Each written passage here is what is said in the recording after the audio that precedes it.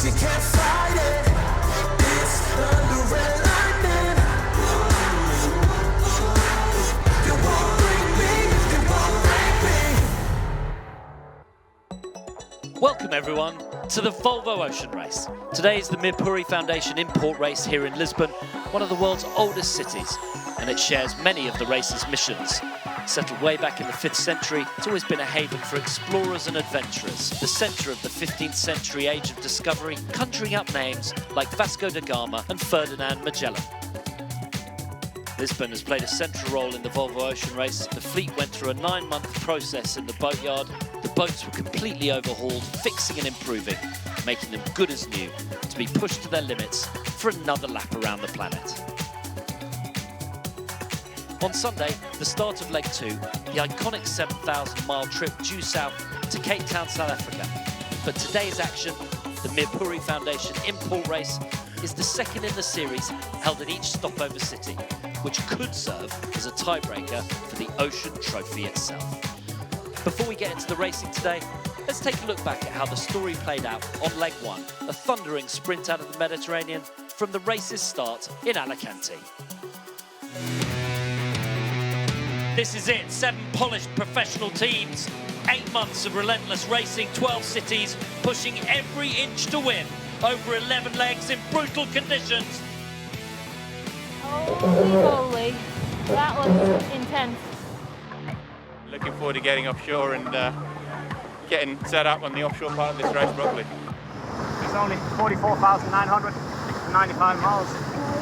Still liking it, it's all good. Best job in the world.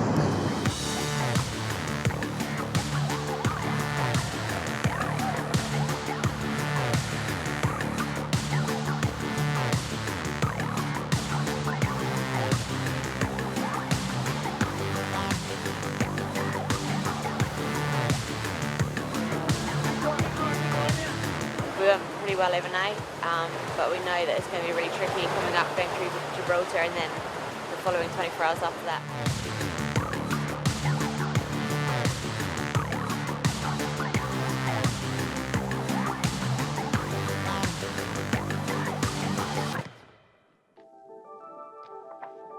6 hours ago, we were going downwind in 30 knots, and now it's blowing 3 knots.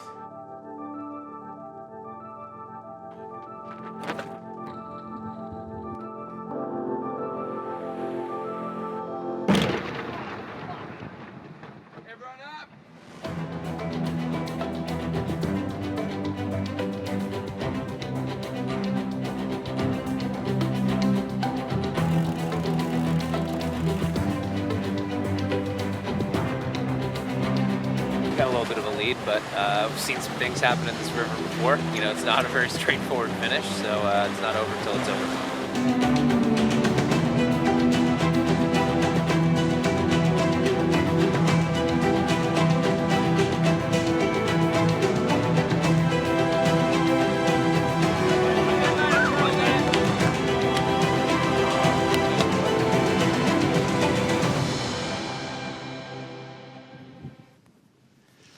And here we are with live shots on the water, puffy conditions plenty here in Lisbon, but let's take a look back at the Alicante In-Port Race. A few highlights.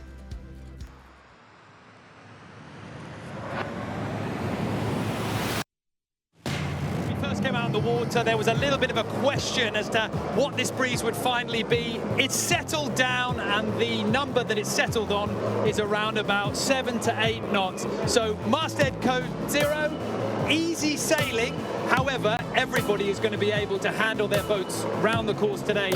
So it's going to be a challenge to find that edge.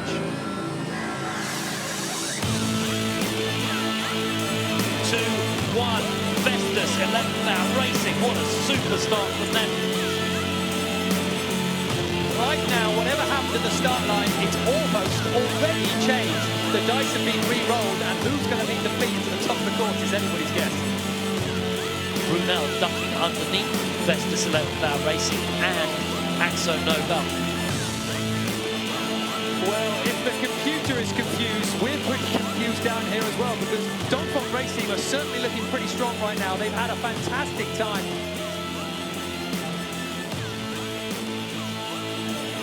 Xavi Fernandez and his team will be working hard. They have had to keep going hard to get across that finish line. As they push the bow down, and there they go, take the win. It's a beautiful day here in Lisbon, and here are the Import Series results. As they currently stand, Mapfre over Dongfeng Race Team, then Vestas 11th Hour Racing, Team Brunel, Sunghunkai Scallywag, Team Axo Nobel, and in 7th turn, the Tide on plastic with D Kafari. Well, plenty of crowds out here. Lisbon is hosting the Volvo Ocean Race for its 3rd consecutive time. Always a great turnout for the Import Race, and we've got not only sunshine, but we've got plenty of breeze. And a few minutes ago, we had the dot out as all the teams left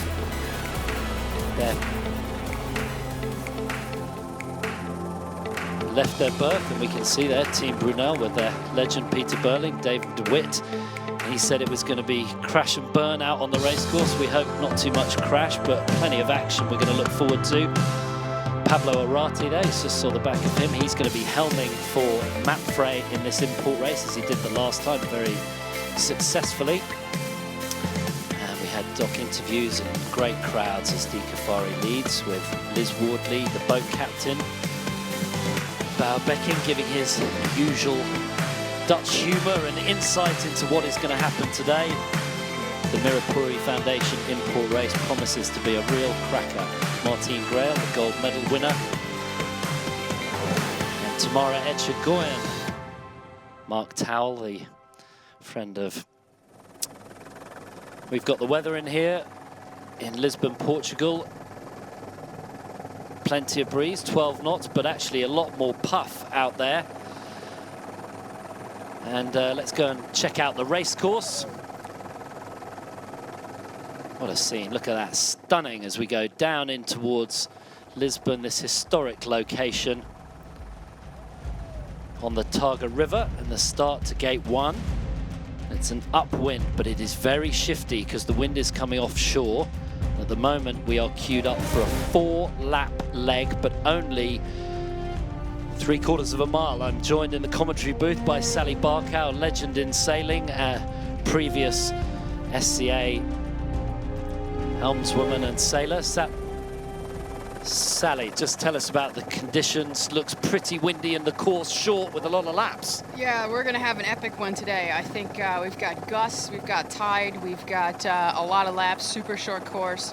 It's going to be quick maneuvers for these boats, and I think we're going to see plenty of action. So just give us a little insight. I think we're under AP right now. We'll get that confirmed. Live pictures there on board Mapfre. Your friend Sophie Cizek there at the back. Just tell us about her and her history in the Volvo. Yeah, Sophie joined us on SCA as our primary bowwoman, and she just came with so much power and experience. She's been, I think she grew up on the bow of 100-footers, and she had a chance to join SCA and first time around the world. And now she's joining Mapfre with all that experience, and you see her on the back handles. She has some power to put into those handles, and you'll see her throughout this whole race run all the way to the bow and back to the stern to be giving her max effort as they turn all these marks. Okay, the AP, that is a sailing technical term, but it means that the race committee are just waiting for the breeze to settle down. And when the breeze is off the land, it's quite shifty. Why is that, Sally? Yeah, it's shifty. When the breeze kind of drags itself over the land, it's not like a clear path, so you'll see a lot of different direction changes and pressure changes. It might accelerate as it's coming down over the hills and onto the water, and it might just be a bit stronger as it's blowing off the beach there. So it's going to be super tricky for these sailors to read the wind. When they get up to these top marks, it could just be hit or miss. They might not even be able to read them in time. They're just going to have to react. Okay, we've got Mapfre bottom of screen, Sunghunkai Scallywag on the right, and they've now got jibs up, so that gives us a little clue as to how soon the racing is going to occur. We're getting a bit of communication from Bill O'Hara, who is on board the race committee boat. Phil Lawrence is the race director, but Bill O'Hara on the race committee boat. And as Sally said, yeah, well, those are great pictures of just give you an insight into the amount of wind. I'd say with 12 knots, that looks a lot more than 12 knots. But for the real on-the-water, live and direct action, let's go down to Conrad Coleman. What say you, Conrad? Well, yes, hello, and you can see all of the boats here are jostling for position. They're waiting for the final countdown to start. But you're talking just now about 12 knots. There are serious gusts coming down here. We can see it's not just the wake of the spectator boats that's turning the sea into a white froth, but you can see a little white cap starting to come up in the gusts, so that's maybe 15, 16 knots, reading off the top of the wind instruments. And so, as Sally was saying, this is going to be a pretty wild ride on a short course with lots of sail changes. So what are the sails that they've got up right now, Conrad? And we're getting updates from the race committee second by second. It started at 12, 13, and now we've seen 16 and 17. What are the sails that they're using on the water right now, Conrad? Well, everybody's got their J1 jib. That's the biggest upwind sail that they can be using in these kind of conditions. And then I've also noticed that every single boat has got their A3 Jenica. That's the big yellow sail, the big sausage that you'll see sort of laid back and forwards on the foredeck. With such short legs, every sail needs to be ready for the maneuver, for the hoist and the drop. Because with only 3/4 of a mile, these sails are going to be going up so fast. It's going to be a spectacle to watch. I wouldn't want to be on board today because it's going to be a hard workout. Okay, well, we're getting a very clear call that it's going to be pretty hectic, Sally, and you mentioned that earlier. Why is it so hectic? Yeah, well, just as Conrad said there, they actually are going to have to hoist their A3 each time they go around. And because it's so windy, it's a big risk to leave it in the air for the upwind leg. So they're going to be having to hoist and drop that big Jenica a few times here, and that's full max effort and kind of a difficult maneuver if you don't get the furl right. You can really mess it up, as we saw. Maybe if you think back to Brunel in the last import or last leg start, it can cause some problems on board if you don't keep the sheets straight and really are coordinated as a group. So a tight furl, and people who would otherwise be on boats and use spinnakers, they wouldn't have the benefit of this furling sail. Just tell us why you do that and what the difference is. It's meant to be easier, right? Because you're going to furl it up, kind of pack it away, and then drop it onto the foredeck.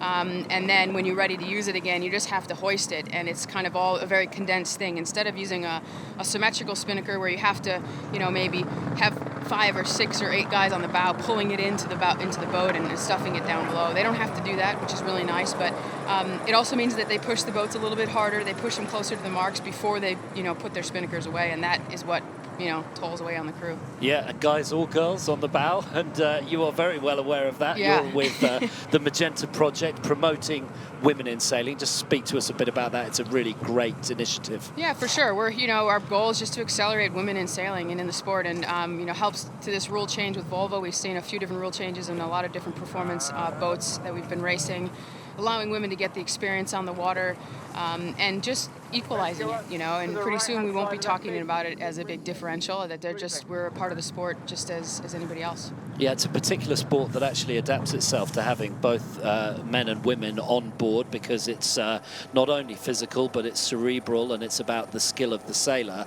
And you're also using the Magenta Project to sort of involve industry leaders and promoting women in industry and showing what leadership and those sorts of skills are all about. That's right. We do a lot of talks and, showing what we're doing on the boat, and it really, creates a lot of teamwork environments, leadership environments, and it's a great opportunity for women to show their skills on the water. And it's one of the things you talk about is how to deliver under pressure. Yes, pressure. Everybody has a bit of pressure in their life, no matter what sort of decisions they're making. And sailing, as you know, we're going to see some good pressure decisions here on the race course, and you can't get away from it. If you get on a good race boat or any of that, you're forced into those situations, and what a great place to learn. We've got the AP up, but we're told that AP is coming down very shortly, with Vestas 11th Hour Racing just steaming to leeward of the committee boat. There are all the boats just getting ready, and you can see the stormy conditions. We've got clouds rolling through. And just tell us a bit more about the weather, because the weather crucial to sailing, crucial to the offshore leg that we're going to see on Sunday, departing at 2 o'clock local time here in Lisbon. But some days it's a beautiful sunny day, there are no clouds, but today we can see clouds. Just give us some technical about the weather. Yeah, today we sure have some systems, passing through. We were on the water this morning with the M32s, and we had a big squall pass right through the middle of the race course. It's just there's a bit of energy in the air, and you could see it when we panned across there. There's actually some squall lines out there. I think they might be passing to the north of us. It changes with as it, the quicker that they accelerate towards the wind, it can really adjust what the sailors have to do on the course. So they're really looking at the clouds. Beautiful picture there of Flyer. That was the winner of the second edition of the race, and that was skippered by Connie van Rietschouten, the Dutch skipper, and they went on then to win their second round the world race in Flyer 2. He built a boat specifically for this race, and one of the interesting facts about that, he actually had a heart attack in the Southern Ocean during his second race win, and he didn't want to tell any of his crew, and he took a few aspirin, stayed down below for a couple of days, and they won the leg and the race. Look at that, we've got some social media here from Mariano. Way windy, careful today, guys and girls. You can, if you're watching on Facebook Live, you can put your comments or questions, and we'll do our very best to get to you. And we'll try and demystify the sometimes complex sport of sailing. It has all sorts of factors involved in it, and that is why it is such a challenging team sport to win this Volvo Ocean Race. On board with Axo Nobel, there we go, Roscoe Monson at the back, and any of you who saw some of the raw live feed pictures of the leg from Alicante to Lisbon, he had a little friend, a bird, came and visited them and sat on his head for at least a few hours, and Simeon Tienpont to the left there, helming the boat, and Martine Grail. Looked like Nikolai Sehested actually helming the boat there, and we'll see if he stays on for the actual race. But that's why we've got you, Sally, keeping your eyes on the prize and giving us all those excellent little details. Well, I think he's probably a good choice for this. He's an excellent match racer, been doing the catamaran stuff as well as the big boat match racing, and I think he's stepping up in this whole ex-noble Right, he took the opportunity between the last edition of the race and this edition to get out on the World Match Racing Tour. And they're sailed in the M32 catamarans, and you're doing part of the guest on board program for sponsors, for family, and for special guests who are invited. They get to go out on your boats. Tell us that. Yeah, it's actually a really amazing program. We get to take out anybody who really wants to sign up and go on the M32s and experience high-performance racing. It's the guest speed experience, and different when you get to go on the Volvo 65s. They're more agile boats. You kind of fly them through the water, and it's just been really neat. We can really shuffle through a lot of different guests and showcase. We have one boat per team, and we're able to give a good ride out there. Well, it looks pretty busy out on the water, and it's a real challenge for race officers and all the spectator boats. So we're thinking it's about 1 minute to AP down, so that gives us a 14:15, 2:15 local time. These are the pictures from the helicopter. Look at the rain squall right in the background there, Sally. Those are things they're looking for when they go offshore. They sure are, and they're able to read which direction it's going and if they're going to head towards it for more wind. But you can really it's really tangible, isn't it? It's coming out of the sky right there. Yeah, the dark patches of rain coming down. So what's the first shift on the race course, Sally? Well, a little tricky to call from here, but yeah, either you're going to sail towards the dark clouds or you're going to sail away from them. Generally, you're sailing towards them for the wind. Okay, well, we are just waiting for the AP to come down. So for all of you at home, want to set your watches, you can see that red and white striped flag. And if that comes down, there we go.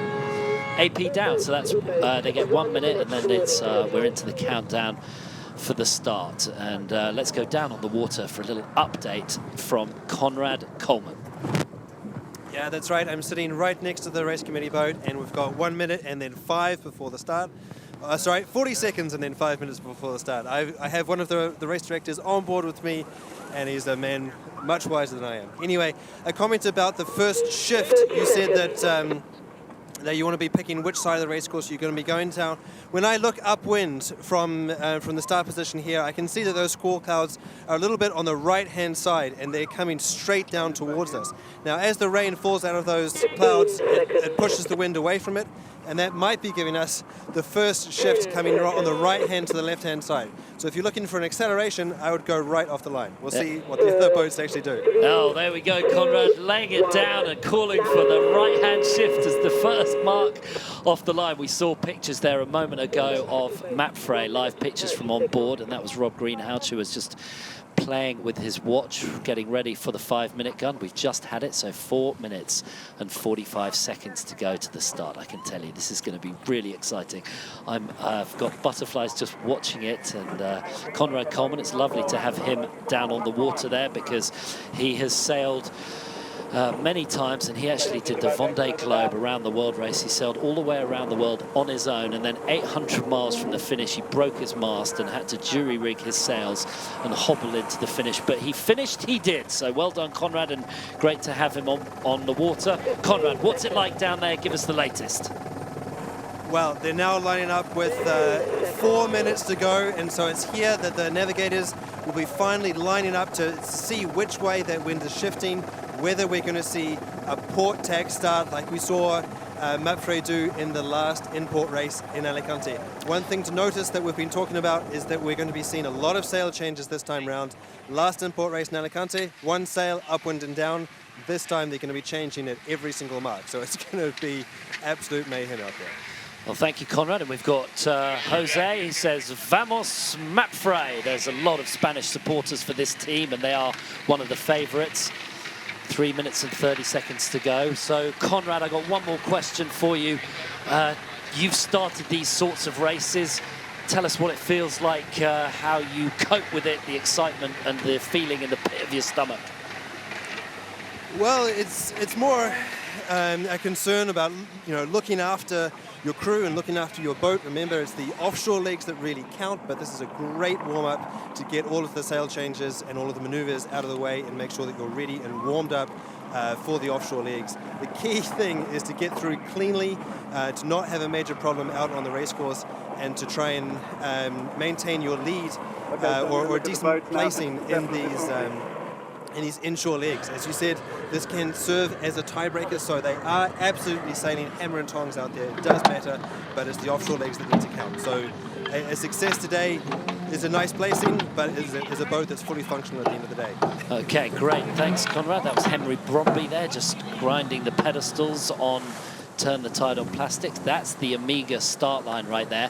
And the boats are now starting to get ready for their final approach, Sally.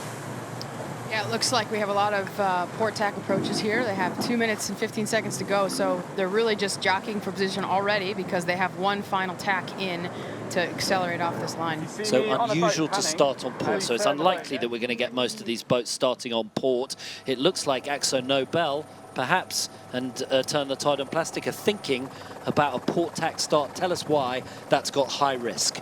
Yeah, it's got high risk because chances are they're not going to be able to cross the fleet on port tack. They're going to have to duck everybody. But if they really want to go to the right side of the course, as Conrad was saying, then that's the best way to do it, as we saw Mirpuri in the last in-port race. So you have, you know, the 5 boats piling up here, they're probably going to tack over soon and start on starboard, and then the other 2 coming in, whether they're going to duck or they're actually going to come into a late, I call it a late port tack approach and find their spot. But it's getting a little late in my mind. Okay, and if you're on starboard, you have right of way. Starboard has right of way, so when you're on port, the opposite tack, you have to keep clear, give way, boat.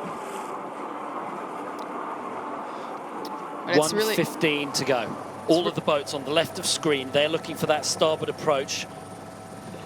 And they look like they're really jockeying for position here, not really giving a lot of room to each other and kind of locking each other out. Here we go for the tack, and Dongfeng are first on starboard. They're forcing everybody to tack. Brunel tacking as well. Mirpuri forced to tack. The umpires just behind Dongfeng are keeping their eyes on exactly the rules, and if anyone's going to break rules, look over way to the right-hand side. Here we are on Axo Nobel. They are on port. Talk us through this, Sally. A risky start. Risky start, and they look, to me, a little bit late for this maneuver. I guess they're going to set up to duck the whole fleet. I would imagine they won't be able to cross here. I wonder if Turn the Tide is kind of bailed out. Yeah, they're quite a bit more to leeward. They're really going to set up to duck the fleet. You know, if they have to hold back a bit to kind of let the actual boats on starboard to go, and then it's like we call it a rabbit start. They're just going to start one length behind, and if it's a gain on the right, then it's a gain on the right. Okay, here we go. 15 seconds to go. To windward, it's Brunel, then it's Mirpuri, then it's Vestas 11th Hour Racing, looking very tight on the line. Underneath them, Dongfeng making it hard. Sung Hoon Kai Scallywag looked great on starboard. The 2 boats on port. Turn the Tide on Plastic and Axo Nobel both having to avoid. Here we go. 3, 2, 1, and that is the gun. Start looks all clear. What a super start. Great pictures boat. And we're now on board Nikolai Serstedt driving the Akzo Nobel boat. That looks like plan is okay. They're ducking the fleet, and that's an early disadvantage. But as Conrad said, maybe the first shift is to the right-hand side, and that is what they're going for. What an exciting start. Brilliant. Everyone on the line going at full pace, pretty much. Who'd have thought it? Yeah, what a nice lineup here. Really good chance for these guys to check there. You have to pick a really quick trim off the line, an acceleration trim, and now they'll be trimming on the sails a little bit more as the boats accelerate. And if they can hold their lane, then, you know, yeah, off to the races. Yeah, a little bit of a stall out there on Turn the Tide on plastic, and the helmsmen men and women have to just balance driving with the keel. Here we go, on board Mapfre. They've got what's called a tight lane. They've got Vestas 11th Hour Racing just close to leeward. Rob Greenhalgh in the middle. He's on the main sheet. Blair Chute, the America's Cup winner and gold medalist here on the grinders. It looks like Mapfre just getting squeezed out between Brunel. Oh, Brunel tack away. Sally. Brunel tack away. It leaves Mapfre quite free. I would assume they're going to tack here in the next few seconds. I think Dongfeng is actually giving bad air to Vestas and Mapfre, making them both go quite slow in the middle of the course. Yeah, let's go down on the water for a little summary of that start. Tell us, Conrad Coleman. Well, Mapfre are already looking better because they, as you said, they were getting squeezed completely with bad air by Vestas. Vestas were completely almost stalled on the line, and so you can see that Dongfeng has been able to manage to squeeze out, and they're actually sailing, looks like, faster and higher. And so if this leg were longer, then you would see Dongfeng be able to climb up in front of Vestas 11th Hour Racing. Looks like there's less pressure on the left-hand side of the course. You can see that Sunghunkai Scallywag perhaps are standing more upright. They've got less pressure on their sails. Vestas here just in front of me now is sheeting on the new side on port. Everybody is going over to see the new pressure, this new gust coming down from the right-hand side. Conrad, you called the right-hand side, and we've got Akzo Nobel and Turn the Tide on plastic, duck the feet in what seems like giving away positions, but perhaps this right-hand side is going to come good, and we're going to be buying you the beers in the bar tonight. Turn the Tide on plastic. Great pictures from them from just to leeward, and they've got all of their weight on the windward side to try and counteract the wind, the weight of the wind on the sails. There they go, lovely pictures from the helicopter, and Dee Kafari and her team were along with the Mirpuri Foundation and the United Nations, and they've also, look at that, their guest holding that Portuguese flag flying high. They've got Portuguese sailors on board. And particularly, we heard in the press conference this morning from Frederico Melo. He is the Portuguese sailor on board, but certainly having a look at the virtual eye there, it looks like the right-hand side is good. Sally, tell us. Yeah, it looks like the right-hand side is good, and this is quite amazing. We were talking about quite a tight race, and it's like a big tuning run. They're all on port, you know. Basically, who's shifting gears the best in these puffs is who's gaining. Get up to 10 knots in the max pressure, and then really hold it, you know, above 9 knots in the lull, and you should be squirting out on this lineup. And when you're talking about a tuning run, you're not talking about a piano. Exactly what is it? Well, it kind of looks like a piano, doesn't it? But all the boats, yeah, kind of in one line, and you can see from there the really small speed differences. Right there, you see Brunel kind of poking through a little bit higher, and you see Mapfre going a little bit lower, trying to gain speed, and that's all we really do on these boats is just find a different technique. Akzo Nobel have gone further enough to the right. Now they've decided to tack back onto starboard, and coming into the fleet, this is really a moment where this right-hand side, will it pay? The right-hand side now, they tack, so Akzo Nobel are on starboard in the right-of-way position. They force Brunel safely to tack onto starboard, and Mapfre now are on port, so Mapfre have to duck underneath, and we're not talking about something in the bath, we're talking about going underneath. It's a sailing term, right? That's right, ducking behind a boat, keeping clear on port tack, and they might just put a tack right in the middle here to, you know, onto port just because of Akzo Nobel there on starboard. Yeah, Mapfre sort of squeezed in a little bit there, and that's the greatest place to tack because they get dirty air from Brunel, and Akzo Nobel have done the right thing by just putting the bow down a bit and sailing a little faster to try and roll over the top of Mapfre. They need a little bit light on main trim maybe there on Akzo Nobel. Yeah, maybe, but I think what they are, they're a bit cracked off. They might be a little bit over these marks. It's pretty amazing right now. You look at the line of who's winning this race, and all the bows could be touching that line. Okay, we're looking right at the top of the screen. Sunghunkai Scallywag taking their A3 up in the air, and so are Vestas 11th Hour Racing, as are Turn the Tide on Plastic. That A3 that you were talking about, they're hoisting it into the air. Now breeze getting light and sort of shifty right at the top because it's close to the land. Yeah, feels like a little bit of a lull right now, and now you see Brunel catching into a little bit more pressure, able to wind it up. I would imagine if they're laying that first gate to a left-hand turn, they're going to be rounding first. It looks like a nice spot there for Di Cafari. She's sort of on that windward side, being able to go a little bit faster, and that's because they're able to sail a little away from the wind, ease the sails a bit, and accelerate. Close racing, boy! That's amazing. This is like bow on stern, all 7 of the boats. Okay, here we are towards the top mark. Just going to follow them in, and as you say, light breeze. Look how close it is between Axel Nobel. Team Brunel, first to the first windward mark here in the Mirpuri Foundation In-Port Race as they bear away. Second, it's Di Cafari on Turn the Tide on Plastic. Third, Axo Nobel. Equal between Dongfeng Race Team and Vestas 11th Hour Racing. Sung Hung Kai Scallywag and Mapfrey a little behind, but wow, how close is this? Amazing racing. Sung Hung Kai Scallywag on starboard, forced Mapfrey to tack, and that looks very close. I'm sure there'll be a flag on that play as they come together, port and starboard. Great pictures on Vestas 11th Hour Racing. Nick Dana, left of screen on the bow, and he's accompanied by their on-board reporter, getting live pictures as they all come downwind now. Looked okay, and looks like they're all favouring that right-hand side for more pressure, Sally. It sure does. That early jibe can be quite costly there on Axonoble, and I think that's Mapfrey. Oh, no, sorry, Dongfeng. But, you know, as you see Brunel trucking out over to the other side of the course, they're just, they're extending in maybe into the correct tidal shift there, and I would assume they're going to jibe back for more pressure on this side. Well, you mentioned the tide. It is 14:22 local time, and that is exact time of high tide. So from now on, the tide will ebb, for those of you that know about tide in the river, and it is now going to go out, and that's from right to left as we look at the screen right now. And Brunel have really decided to take a bit of a flyer, but it looks like it's paying off for them at this stage. Pictures have turned the tide on Plastic, and they're sailing just on port jibe, going downwind and above the whole fleet. Now we go on board with them. Di Cafari looking cool and calm as always. And that's Annalisa Murphy in the middle. Let's listen in.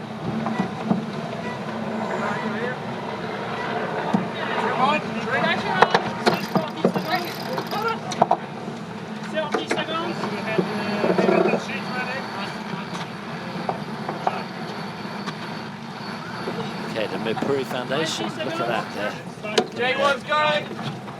Bit of branding out there, beautiful. They are a Portuguese foundation that is also with a mission of cleaning up the world's oceans and doing a great job of supporting all their Portuguese sailors here in Lisbon. Very close racing here as Turn the Tide on Plastic now jibe, 11th Hour Racing just behind there, Axo Nobel, and then we see top of screen, here we go, there's Henry Bromby and Sally.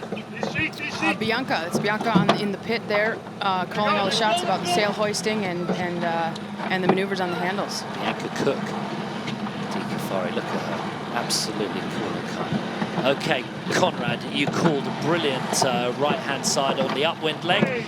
Go again on the downwind leg. Who would you prefer to be leading at the moment, Di Cafari, or is Bauer Becking coming in from the right-hand side out of the sun looking good? Conrad.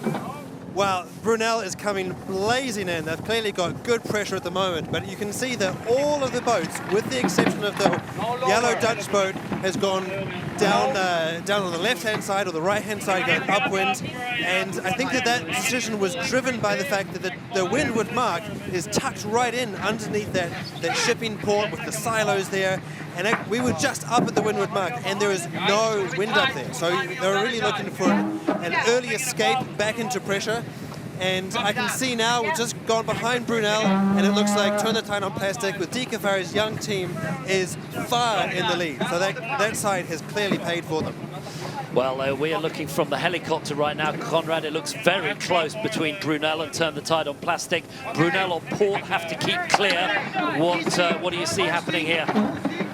Well, remember how Dongfeng in the start of the offshore leg, leaving Alicante, was able to use these rules to their advantage. That this starboard jibe has rights that's forced Brunel to jibe over right now. The fact that they did that jibe means that they're slower coming out of that maneuver, which will just serve to extend the lead on the Mirpuri Foundation boat, Clean Seas Turn the Tide on Plastic. Wow, beautiful. What a great picture. Those are the two leaders right now, Sally. Yeah, one interesting thing there as we followed Turn the Tide down the track is that they actually kept their jib up the whole run, and that will save a lot on crew work if they don't have to hoist the jib. Now all the jibs are going up here, which means there's one less hoist for them. It's a pretty smart move. They were able to hold the speed all the way through. Let's go on board with Axo Nobel as Martine Grail pulls the pumps with Roscoe Monson. There'll be plenty of rules. Look, that's Brad Ferrand saying no overlap behind on Vestas 11th Hour Racing. So that's some technical rules about boat length circles. Leading around the bottom mark, it is Dee Kafari and Turn the Tide on Plastic and her Portuguese-sponsored team with the Mirpuri Foundation, and they're sponsoring this in-port race. There's going to be some happy people on board that boat right now. Dee doing a very good job, cool, calm, and collected as they go around. Then it's Team Brunel. Then Axo Nobel in 4th place. Vestas 11th Hour Racing. They're trying to squeeze inside Axo Nobel. I wonder what the rules will have to say about that. Behind them, it's Dongfeng Race Team, a little late on their drop. And then Matt Frey behind them. Wow, it's all on. The umpires, red flag. Vestas 11th Hour Racing, they get pinged. They're going to have to get out of the way and do a penalty turn. They weren't allowed inside. Just tell us about the rules around the bottom mark. It's like the corner on a motor race where you try and go inside, you're not allowed to. Exactly. It's all about overlap. I mean, you establish the overlap, and it looked like Vestas 11th Hour. You saw Brad Ferrand calling no overlap into the zone there, meaning that Vestas 11th Hour had to go behind Axo Nobel. Sung Hun Kai Scallywag round in 6th. Behind them, it is Matt Frey in 7th. And we're going to get you pictures. Conrad, talk to us. Well, you can see the Vestas 11th Hour Racing have just spun that 360, and they're coming out right in front of Matt Frey. Now it's going to be a question to see whether the Spanish boat has enough speed to roll right over the top of the American-Danish boat. It looks tight, but it looks now to me that Vestas 11th Hour Racing is going to be able to hold their lane and fend off the attack from the Spanish behind. Well, I hope everyone's keeping up because it's pretty mental stuff out here. There's Vestas 11th Hour Racing, and we'll go into a little more detail about them later and why that was a mistake, why they got penalised, basically water around the mark, and they didn't have an overlap as they came into the zone that's around the mark. And they had to do that penalty. You can see the zone just left of screen there. That is the zone that we place around the mark, and the umpires know where that is.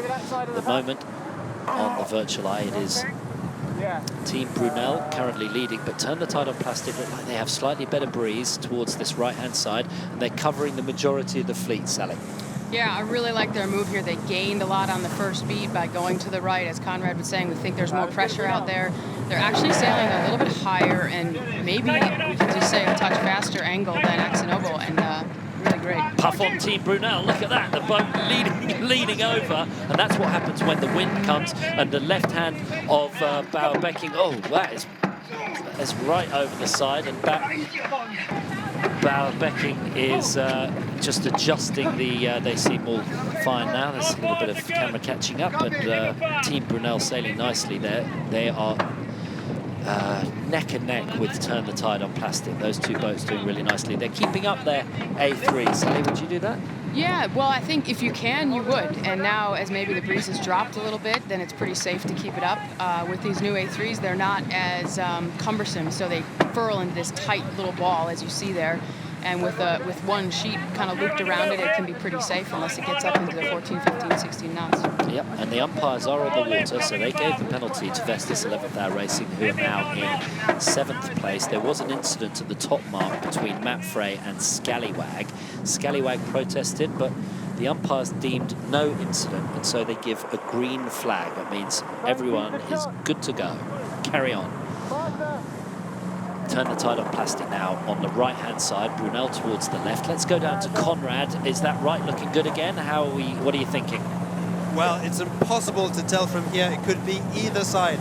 I'm sitting right next to Brunel at the moment, and they have sailed in clean air with a big gust, as you saw earlier. So looks like the wind strength is more uniform over the race course at the moment. So maybe the left or the central route up the racetrack is paying well. I think the Brunel appear to have taken the lead, and I look forward to seeing what the computer has to say about that later. Pictures of Brunel sailing on port.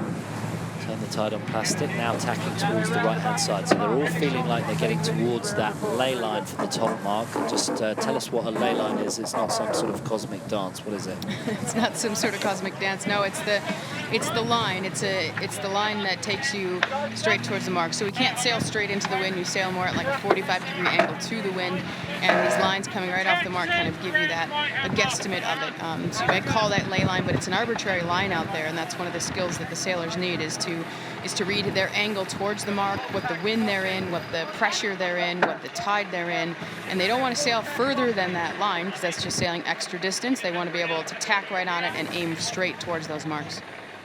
There we go. You can see the Matt Frey. Okay, we've got Brunel and Turn the Tide on Plastic coming up for a cross. Brunel is on port. Turn the Tide on Plastic is on starboard. This is going to be pretty close, and here we go. Turn the Tide on Plastic on starboard. Brunel looking like they're making a safe tack, but are they going to lay that mark okay? Very light winds just where Team Brunel tacked, Sally. Super light there, a big hole. We have to see if they can actually accelerate before Turn the Tide take them over. But some nice sailing from both of those teams. Brunel just coming slightly back into it, but it is nip and tuck. Let's go down on the water for Conrad's view. Well, that's right. Sailing in their own lane all the way upwind, Brunel has really been able to punch out and overtake Turn the Tide on Plastic. Remember, Turn the Tide on Plastic was faster downwind. They finally rounded the bottom mark almost at the same time, and again, the tables have turned, and it's the yellow Dutch boat that's taken the lead here. I'm up at the windward mark, and the wind has died completely in this wind shadow again behind. And it's going to be, looks like they're going to bear away off the top and then head down on the outside from another time. It's a lead change, and Team Brunel are first around the second lap of this Mirpuri Foundation In-Port Race as they tack towards the right-hand side, closely followed in second place by Team Kafari, skippering Turn the Tide on Plastic as they tack around this right-hand mark, and this may well be a function of the tide. In third place, Axo Nobel.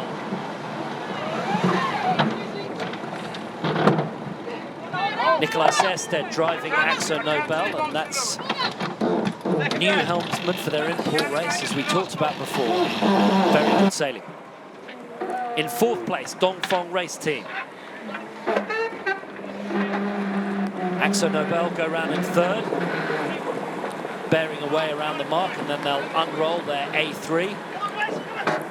In fourth place, Dongfeng Race Team. In fifth place, it's Matt Frey. In sixth place, it's Sung Hun Kai Scallywag.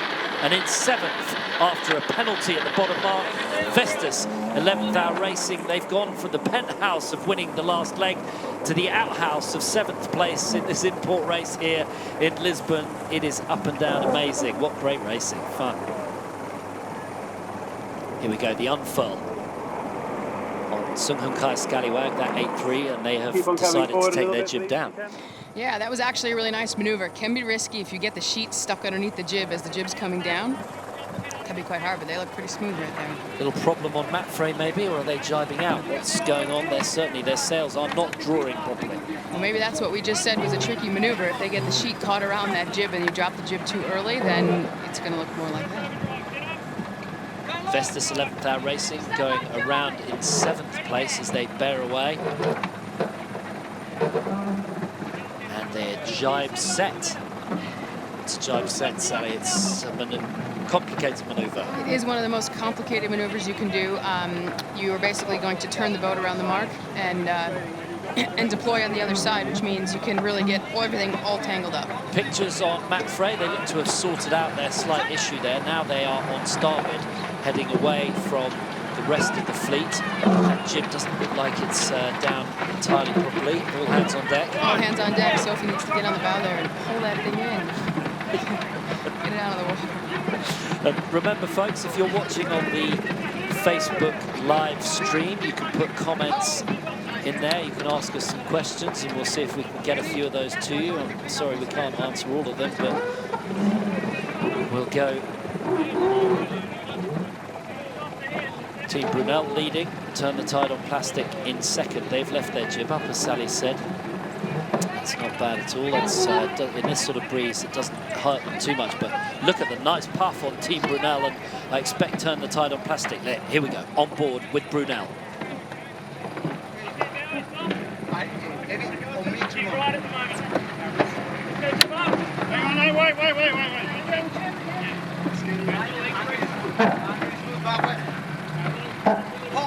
Big down in the puff.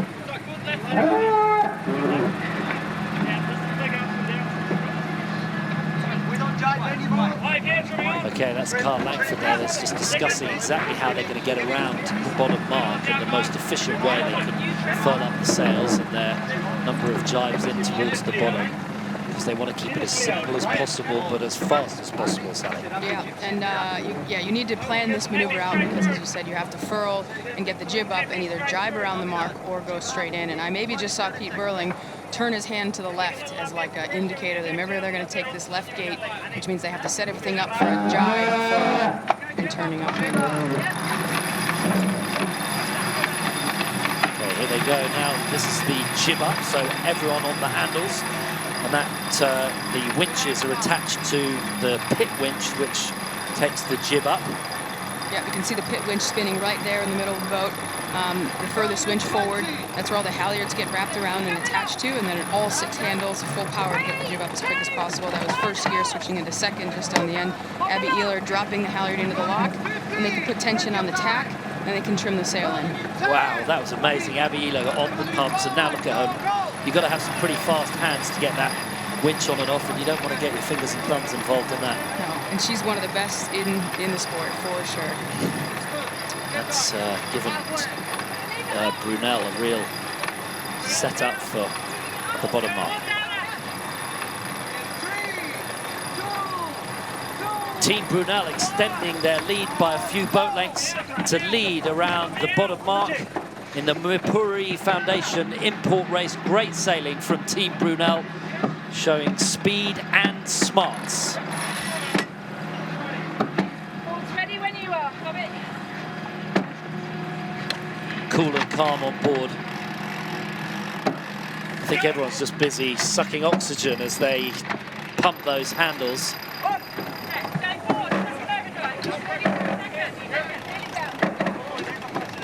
Down towards the bottom mark in second place, Dee Kafari holding on Turn the Tide on Plastic. Great sailing from Dee and her team. Yeah.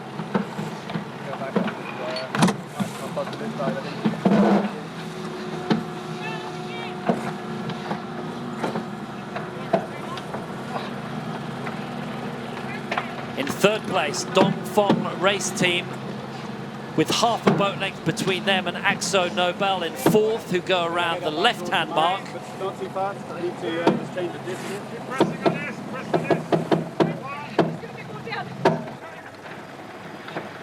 On board, Nikolai Serstedt driving, and then in fifth place, Sung Hung Kai Scallywag. Into the bottom mark behind them, Matt Frey in sixth place. And in seventh place, it's Festus 11th Hour Racing.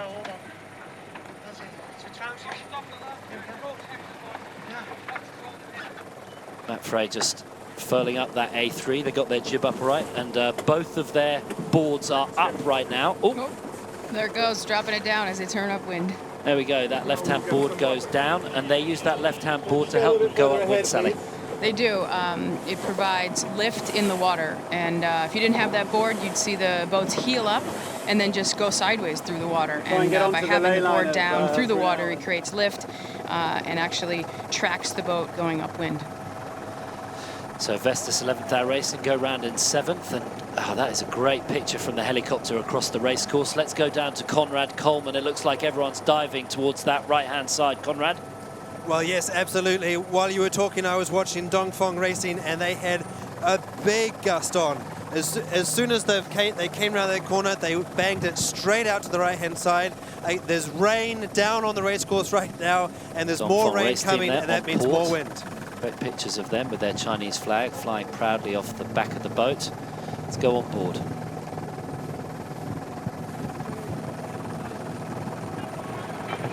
Stand by tag.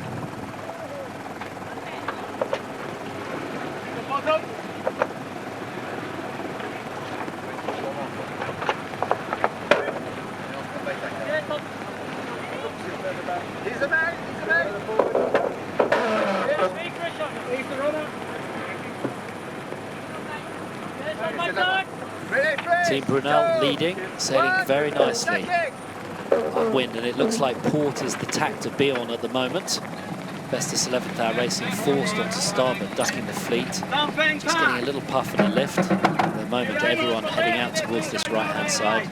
Tide starting to be a factor. A little bit of leech wobble there on the Team Brunel boat. I'm sure they'll be fixing that off, and it looks like it's going a little bit. Look at the leech on the jib, Sally. Yep, so there's a line that actually, carries on all the way through that part of the sail, and you can tension it or you can ease it off, and right now it looks quite eased. I wouldn't be surprised if you'd see one of the trimmers, maybe Annie Lush there, getting up and just tensioning that, because it drags. It's a big drag, but it's also not good for the sail. It starts breaking down the material every time it flutters. Hard on the pumps on. Look at that, Annie Lush giving it big beans, absolutely hammering that winch grinding pedestal, and this really will be a tonic for Bauer Becking, because he did not have the best leg from Alicante to Lisbon, and this will be giving him a real boost. Him and his team very happy about that, and he, as soon as she gets off the winch grinders, jumps up to the windward side to help get weight on the side of the boat, counteract the weight of the wind in the sails. And it looks like Dongfeng Race Team have made a little bit of a gain there over Turn the Tide on Plastic, and the breeze has gone big time to the right-hand side, and I think Dongfeng may have jumped up a place here. It sure looks like it, and I wonder if something happened to turn the tide there in the middle of the course that we didn't catch, but Dongfeng either have some big wheels and as they made it out to the right-hand side, or they caught this nice shift. Stu Bannatyne winding the handles and having a little discussion with his navigator there, Pascal Bidegari, just on the right-hand side.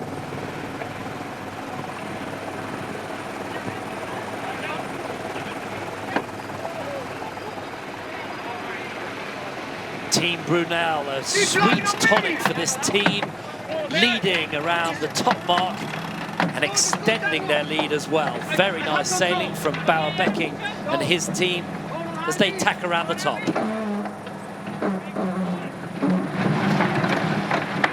Annie Lush and Aviela. Another winch grinders. And there is a certain strain in their face there, Sally. You can almost see some muscles popping out of their necks as they're just putting full effort into these maneuvers. And a lead. And a change in second place. Dongfeng Race Team go round the top mark in second. Great sailing, super right-hand shift, and Charles Quadrelier has sailed a blinder up this upwind leg.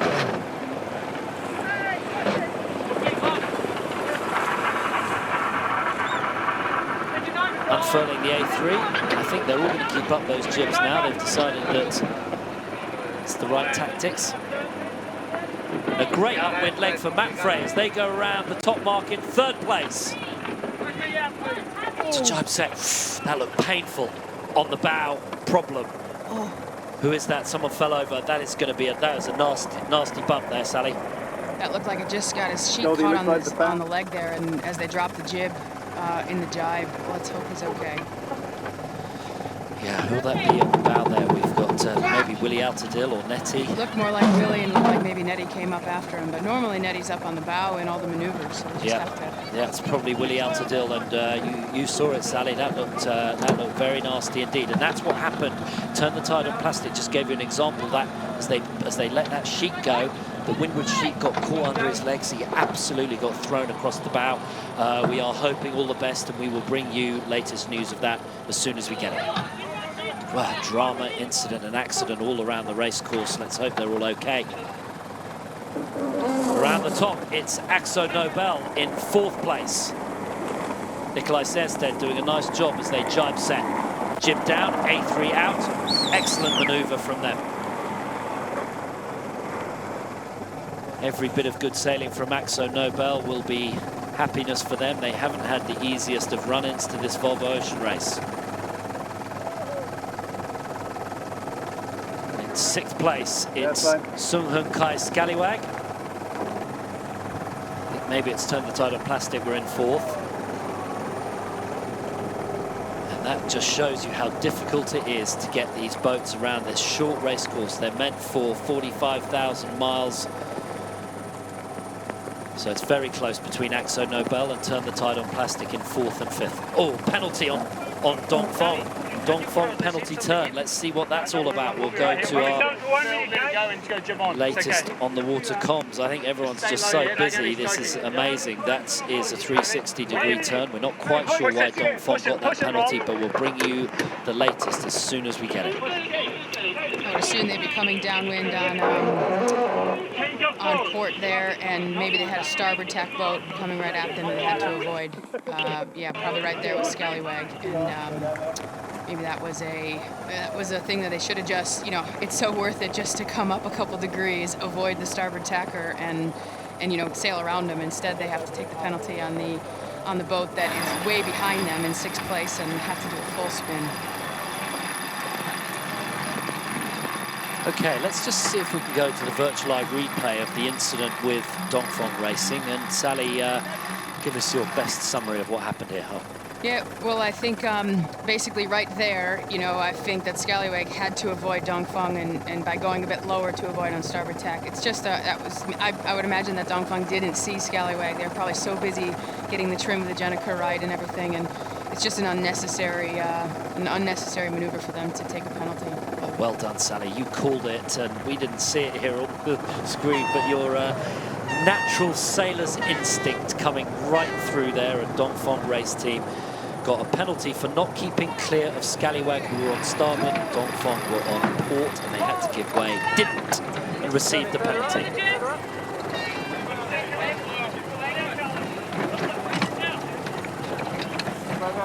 At the bottom mark, it's neck and neck between Brunel and Mapfre. Mapfre done a super job of closing them down. Brunel continue to lead around the bottom mark. Under pressure, though, from the Spanish team, Mapfre.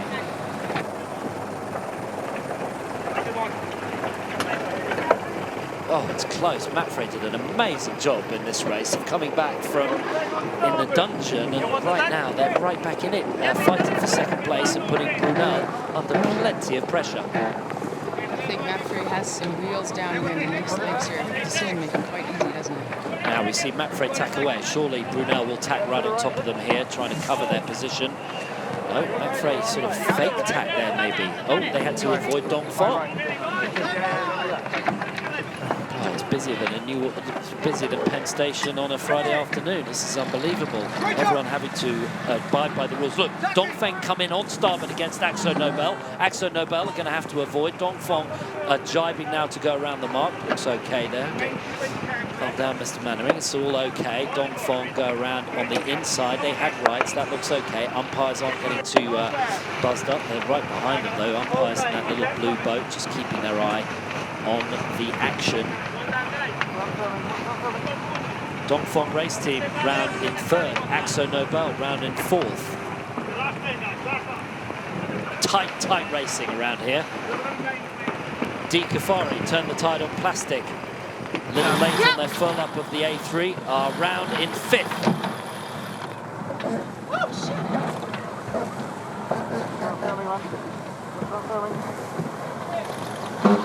In 6th place, it's Vestas 11th Hour Racing, and then in 7th, Sunghun Kai Scallywag. Let's go down on the water for an update from Conrad. Give us a summary of the mayhem on the racecourse. Well, actually, I need to look at the mayhem going upwind again, because you can see, turn the tide on plastic, they're still desperately winding in their A3. They don't have the manpower to wind in the J1, and so they're just getting rolled again by Vestas 11th Hour Racing there at the bottom mark. But also at the bottom mark are the umpires. They have changed the course, and so they have moved the course 30 degrees to the right to take into account this new wind shift. And so instead of just reaching backwards and forwards like we've been doing lately, they're actually on a true upwind course again. Well, thanks for that update, Conrad. I've got to say, big props to you, Conrad, for calling the right-hand shift, or the favour towards the right-hand side of this racecourse. It has ever thus, and they're all trying to get to the right-hand side. Henry Bromby and Bianca Cook, they're big in the middle of the screen. And look at the weather conditions coming in. The wind shift there, brought to us by Vestas, have gone, well, what is that, 48 degrees towards the right-hand side. So they've moved the racecourse to the right to give us a truer, fairer beat. But now Dongfeng have a little sniff in at Brunel and of Mapfre. Those are your 4 leaders right there.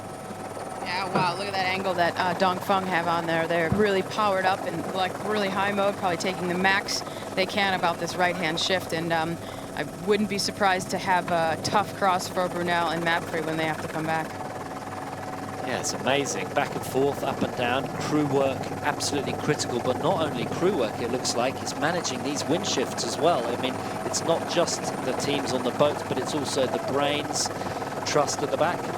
It sure is, and you know, with the gate marks, you actually have some choices to make about which way you want to go around the mark with the shifts. Look at the squall line coming down onto the racecourse. That's rain and wind, and that is on the final leg. Conrad, tell us about this squall line coming in now. Well, it looks like Mordor from the Lord of the Rings back here. You know, it's the end of the world down here on the racecourse. With more pressure, there's definitely more wind in this rain and in this cloud. But as to a wind shift, it's too early to tell for the moment. We're going to see who benefits from this. Well, Brunel were on starboard, but they've decided to tack in front of Mapfre and not let Mapfre duck underneath them. And they are fighting tooth and nail here, because it is very close between Brunel and Mapfre.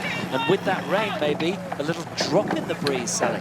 It sure looks like it from here, and it looks like that was a tough maneuver for Brunel, where Mapfre just kept their speed on and was going to roll over the top.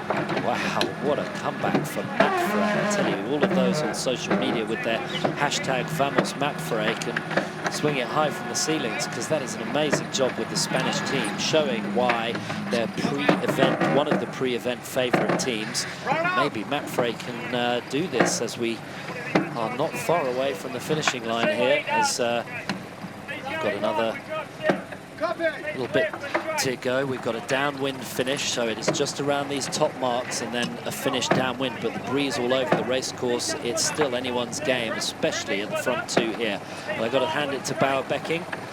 He's had a tough old time on the Alicante to Lisbon leg, but now this is going to really make him feel good. Yeah, let's hope they can hold on to it with this last leg. But we have to give some credit here to Mapfre. I think the first marks, they were in 6th or 7th place as we went around. So I think they have some edge that the other teams are going to want to probably dial into and see what's going on with their trim and their boat setup. Yeah, they've certainly sailed beautifully on the Mapfre. Let's go on board.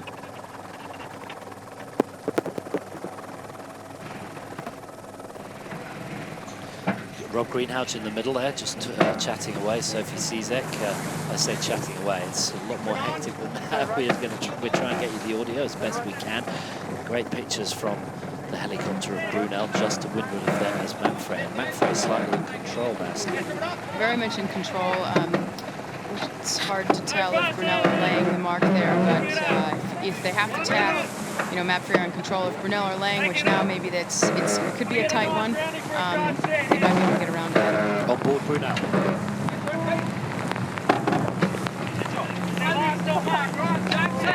We've been dragged the tube. We need God on that side.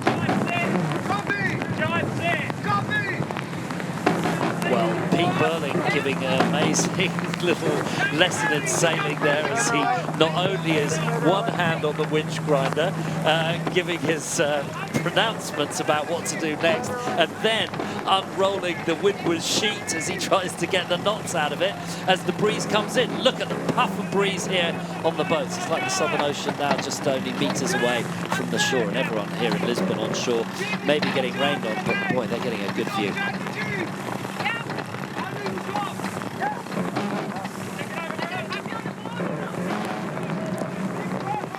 Brunel and Matfray both fighting it out for top spot, but Brunel have hung on to the lead in first place. In second place, it is Matfray screaming in down on towards them, putting Brunel under pressure, but boy, what a race at the front of the fleet.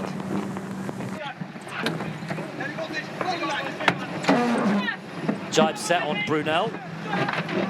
Jibe around, runners come in, and oh, look at that. Oh, don't damage the boats. The amount of pressure on the rigging, the mast, and now Brunel trying to defend their position against Matfray. A little luff, and they pushed Matfray into a slight bit of mistake there, using the rules fully to their advantage, and Matfray had to undo the vang and just let them ease, take the power out of the sails. Paulo Arate, oh, they've got a problem with the unfurl, and Brunel have unfurled, no problem. They're off, they're away to the races. Tricky one there. Yeah, Matfray had to like just react to Brunel. Brunel totally in control. It looks like Matfray didn't have their tack all the way down, and once you don't have that all the way down, it's super hard to unfurl and get around them. This the final downwind. Dongfeng go round in third. They Jibe set as well. Much more organised than them, but Charles Caudrelier is still having to fight the wheel this way and that. And look, they've even got the navigator on the pumps. They are very short-handed. Chin Hao.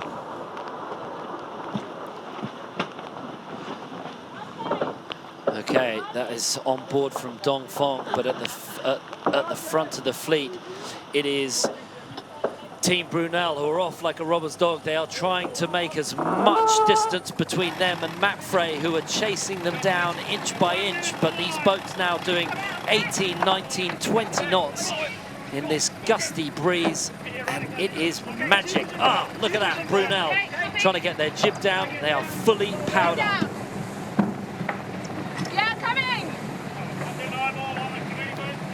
Andrew Cape on his... He's the navigator. Look, I don't think he's checking Facebook. He is making sure that he's getting down towards the finishing line. He's telling his helmsman exactly where it is, how much distance they've got on this jibe, whether they're going to have to do another jibe in towards the finishing line. And this is crucial. One mistake here, and the Spanish will be all over them. Crucial moments.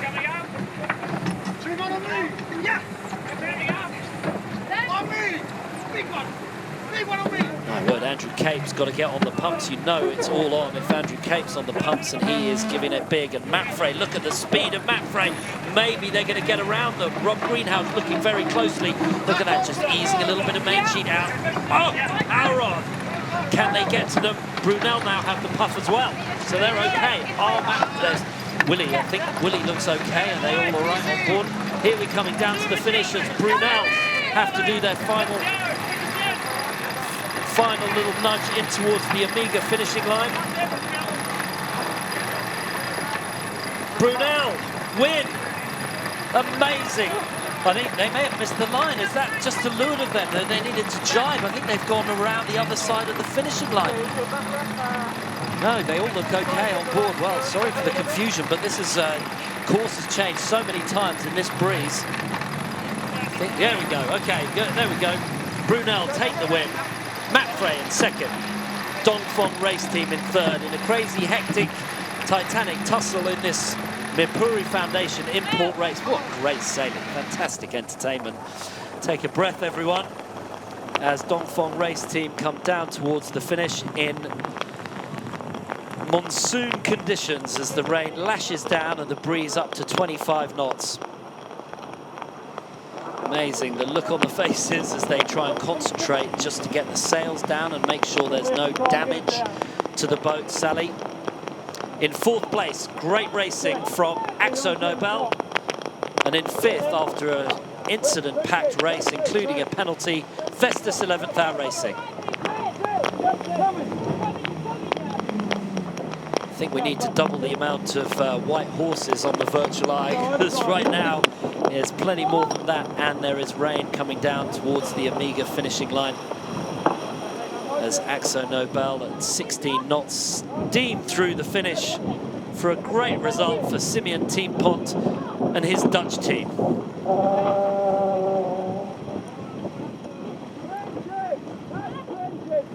Just behind them in an incident-packed race, Charlie Enright and Vestas 11th Hour Racing cross the finishing line. They'll all be happy to get home, get dry, and I guess there'll be some sore muscles on board. Yeah, there's a lot going on there. Every maneuver, I think every person was winding or grinding. And if you see a spare slot on the handles, you just got to jump in and just turn them around. Sung Hung Kai Scallywag in 6th place and Turn the Tide on Plastic, who had a few sail handling issues around the race course. They had an amazing first leg, first 2 rounds in fact, and I think if that breeze had stayed a little more sympathetic, they would have had an amazing result. But Di Kafari and her team showing she's got a young team, fully mixed, 50-50 men and women on board their boat, and that was flashes of brilliance from her, really good sailing, and that just gives you a hint, a sniff of what's to come as they get more and more comfortable with the manoeuvres and the sail handling on their boat. So great for Di Kafari and her Turn the Tide on Plastic, couple of rounds. There's the finishing line, and the rain absolutely torrential. Conrad, can you still hear us? Are you drenched like a drowned rat? I am very much a drowned rat at the moment. When that squall came in, it was impossible for us to see what was going on, but it was so exhilarating between the top 2 boats. The last 2 now are coming charging into the line. You can see Sung Hung Kai Scallywag. They got a little bit out of shape on that last run, but that allowed to come into the finish line with pace, almost on a reach instead of a run. In 6th place, it's Sung Hung Kai Scallywag. The last 2 now are coming charged. Very good, Conrad. We got all of that. That was wonderful, and thanks for all of your insights out on the water, and you're going to deserve a nice cup of tea and then perhaps something a little stronger later. So coming in towards the final boat, Turn the Tide on Plastic, come in towards the Amiga finishing line, and just a great job from the race committee, Bill O'Hara and his team, and a big shout out to the course marshals, because we've had to change this course 3-4 times, and that is very difficult to keep such a big spectator fleet all in line and keep them away from the boat. So they've done a great job, thanks to them and the race committee. Wonderful. Turn the Tide on Plastic. Turn the Tide on Plastic crossed the finishing line for 7th place in this Mirpuri Foundation In-Port Race here in Lisbon. I think that'll be they probably won't try and jibe the final jibe into this finish, Sally. I would assume not. I think they're just going to drift over it and hopefully take away the good things they did in the beginning of the race, and, you know, still try to tick away some learning on the tougher parts of the race course. Well, what a lovely way to spend a Friday afternoon, watching these round-the-world yachts charge around the race course in very short order, 4 laps around, up and down, and it really is very exciting for us. This is not what these boats were designed to do. They were designed to charge around the ocean, 45,000 miles. But for the crowds here in Lisbon and for all of the stopovers for the Volvo Ocean Race, dial up the wind gods and you will get action like this. Amazing. Here we go. Let's take a look at the scoreboard and just take a breath as we see that Team Brunel, with Bauer Becking as the skipper, defended his lead against Matt Frey, who were resurgent after a sketchy start. And Dongfeng Race Team came through to finish in 3rd. Team Axo Nobel with Simeon In-Port in 4th. In 5th place, Charlie Enright and Vestas 11th Hour Racing. In 6th place, Team Sung Hung Kai Scallywag. And in 7th, Di Kafari on Turn the Tide on Plastic. Well, this is what it means for the series. This is the In-Port Series. Mapfre leading on 13 points. Team Brunel and Bao Becking, great form with 11 points in second overall, tied with Dongfeng Race Team and Charles Caudrelier. Vestas 11th hour race and 4th overall with 8 points. Team Axo Nobel on 6 points. Sung Hun Kai Scallywag on 5 points. And Turn the Tide on Plastic on 2 points. The overall results after 2 In-Port Race series. And those results will go Those results will go towards a tie-break if there are equal on points after the ocean legs. And we actually saw that being quite significant in the last race between 4th and 5th. Here we go. Let's go with some stats. And you can see Team Brunel sailed 13,666 meters, but significantly they sailed half a kilometer less with a slightly lower average speed, but that half a kilometer crucial. So that gives you an idea that their tactics were really good. They were on the right side of the wind shifts and their maneuvers were less. So they were often on a better tactical part of the race course, but the velocity, Mapfre, a little better, and that is something about their tuning and their boat handling, particularly their sail tuning. And Conrad, just we'll go down to you for some final words. Conrad, give us a summary of all that excitement.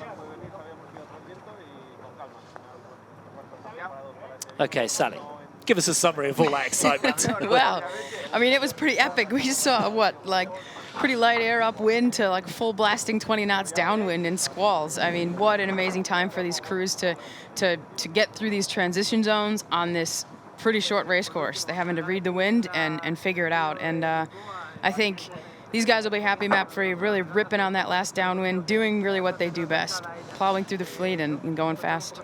Well, that's Nettie there, just discussing with Willie Altadil, and just on his other side is the navigator, Joan Vila. Nettie has an amazing group of Spanish fans. They're Nettie fans, and they come to the In-Port races and the leg departures wearing wigs and blowing horns and loud hailers. It's really quite a wonderful sight. He's got a lot of supporters, mega fans, super fans. Lovely to have them. We've got pictures there on Team Brunel, the winner. They're just getting their mainsail down. Bauer Becking to the left-hand side. It's crucial, these moments. It's really easy to damage the boat here, Sally, when you're trying to pack it up. It is, you know, and the people. You can, if you don't take care of the boom swinging around, we saw easily people getting taken out by that, but also the sails and the battens, and you just want it all, you know, nice and tidy on the way in. Really nice to see Brunel, obviously, taking this race win, coming off that leg. I think, you know, as far as teamwork, you can kind of see it. You saw some smiles there as they're crossing the finish line. What a good energy they have, and they need that into this next leg. Okay, they're just bending the mainsail onto the boom, flaking it's called in sailing parlance, and that just gives it a nice place to sit, and then they tie it up so it doesn't blow away. Yeah, they could crunch it up like a ball, right? And then that's going to break down the material, but they just, you know, lay it over, flaking one side or the other. The battens end up straight on top of the boom so that there's no damage being done. They're going to put some sail ties around it to lash it on, and it'll stay like that overnight. Right, and that's their engine room. These all North sails provide the sails for all of the boats, and because it's the engine room, they have to keep it as nice as possible. But let's go down on the water. I think we've got Pete Burling, the gold medal winner and the America's Cup winner, and now the Mirpuri In-Port Race winner. Pete, tell us how it was. Give us your words. Pretty hectic. Yeah, well, it was, you know, for us it was all going pretty nicely to plan in that first beat, you know.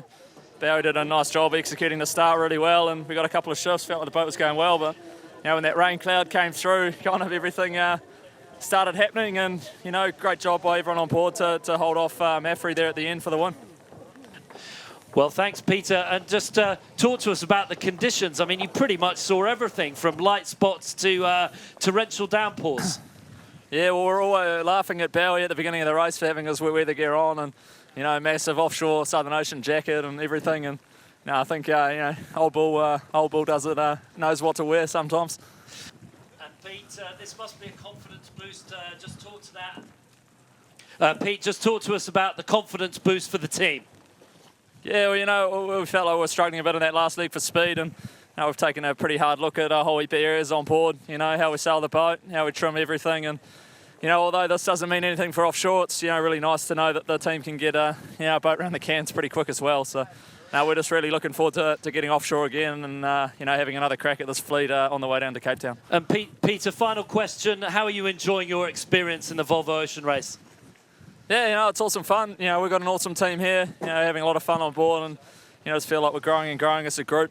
You know, it was kind of 2 days before that import in Alicante, before we started sailing together. It's a, you know, one full unit, you know, and it's just bringing everyone together and getting the most out of them. And now we're doing a better and better job of that. Great, thanks very much, Peter, and wonderful to hear you. And he's still got some adrenaline running there. Pete Burley, very animated. Great. Yeah, and Sally, just give us a final few comments in wrap-up. Yeah, I mean, what a fantastic race. The sailors just have to push through those 4 laps, and I think everybody's going to learn a bit and move on to the leg start. Okay, well, that was it, and we are going to go all around the world with the Volvo Ocean Race, and you can follow us on all sorts of media. It is live on volvooceanrace.com. You can get the raw action. You can get Volvo Ocean Race on Facebook. We've got an Instagram at Volvo Ocean Race, hashtag Life at the Extreme, and Volvo Ocean Race on Twitter, and we've got at Race Experts is a real good way to follow if you want some extra geeky action, but raw footage some of these sailors are able to give us. And you can also join the game, and that is on the Volvo Ocean Race. The game's really good fun, and we've got the leg start on Sunday at 2 o'clock local time here in Portugal, and if it's anything like that in-port race, you'll be in for a really good race.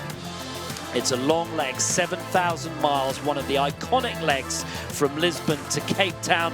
There are no waypoints, so they can go any way they like. It's down the coast of Brazil, up the coast of Africa, and it really will be a sight to behold. Follow it, enjoy, and we'll say goodbye from Lisbon from what was an incredible Mirpuri Foundation In-Port Race. We look forward to you joining us at 2 o'clock local time Portugal on Sunday afternoon. Thanks for watching, and it's goodbye from us here in Lisbon.